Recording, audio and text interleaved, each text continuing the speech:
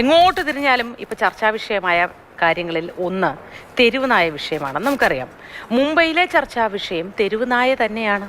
മുംബൈ പോലീസിന്റെ കൂട്ടാളിയാണ് പൈറാട്ടെ എന്ന തെരുവുനായ.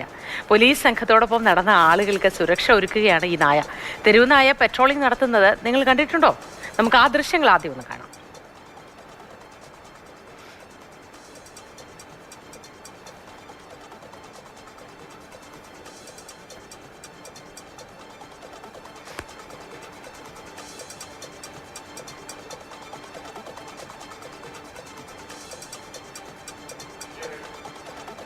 തത്സമയം അഞ്ജലി ജോൺ ചേരുന്നു നമുക്കൊപ്പം.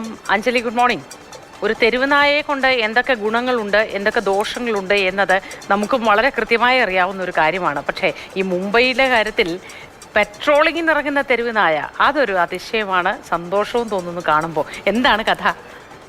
എന്തായാലും ഈ കാഴ്ച കാണുമ്പോൾ അതീവ സന്തോഷം തോന്നുന്നുണ്ട് കേട്ടോ. കാരണം നമുക്കാണെങ്കിൽ പോലും തിരുവനന്തപുരത്ത് പുറത്തേക്ക് ഇറങ്ങുമ്പോൾ പട്ടി കൊണ്ട് സൂക്ഷിക്കണം എന്ന് പറയുന്ന അവസ്ഥയിലാണ് നമ്മളെല്ലാം മുന്നോട്ട് പോകുന്നത്. അപ്പോൾ തെരുവുനായെക്കുറിച്ച് ഓർക്കുമ്പോൾ തന്നെ റോട്ടിലേക്ക് ഇറങ്ങാൻ ആളുകൾക്ക് പേടിയുള്ള ഈ കാലത്ത് മുംബൈയിലെ ഈ ഒരു നായ അവിടുത്തെ സെക്യൂരിറ്റി ഓഫീസറായി പോലീസുകാർക്കൊപ്പം പെട്രോളിംഗ് നടത്തുക പറഞ്ഞാൽ അത് ശരിക്കും അതിശയിപ്പിക്കുന്ന കാര്യം തന്നെയാണല്ലേ.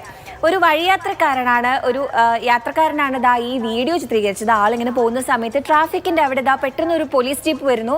അതിലേക്ക് ഓടിക്കേറി നമ്മുടെ ഈ നായകനായിട്ടുള്ള നായയിലേക്ക് ഓടിക്കേറാണ്. അപ്പൊ സ്വാഭാവികമായിട്ടും പെട്ടെന്ന് ഇങ്ങനെ ഒരു ദൃശ്യം കാണുമ്പോൾ നമ്മൾ ആരാണെങ്കിലും ഒന്ന് രണ്ടു തവണ ആലോചിക്കും, പെട്ടെന്ന് പോലീസ് വാഹനത്തിലേക്ക് ഒരു വണ്ടിയിലേക്ക് ഓടിക്കേറുന്നു. അതും ഒട്ടും ചിന്തിക്കുന്നില്ല, അവിടെയുള്ള ആരും പേടിക്കുന്നില്ല. അങ്ങനെ നമ്മുടെ ഈ ബൈക്ക് യാത്രക്കാരൻ പുറകെ പോകുമ്പോൾ കാണുന്ന കാഴ്ചകളാണ്. മുംബൈയിലെ മറൈൻ ഡ്രൈവിലേക്ക് പോലീസ് ഉദ്യോഗസ്ഥരോടൊപ്പം തന്നെ ഈ പോലീസ് നായയും കൂടെ പോവുകയാണ്.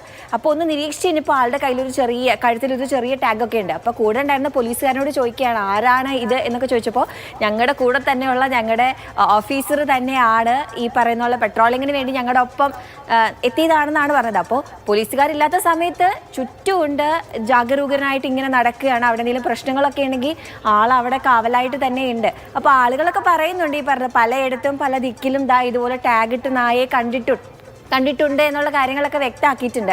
അപ്പോൾ ഇതിന് താഴെ ആളുകൾ പറയുന്ന ഒരു കമൻറ്റ് എന്ന് പറഞ്ഞു കഴിഞ്ഞാൽ ഈ പറയുന്ന പോലെ പൈററ്റ് എന്നാണ് ഈ നായയെ എല്ലാവരും വിളിക്കുന്നത് കേട്ടോ.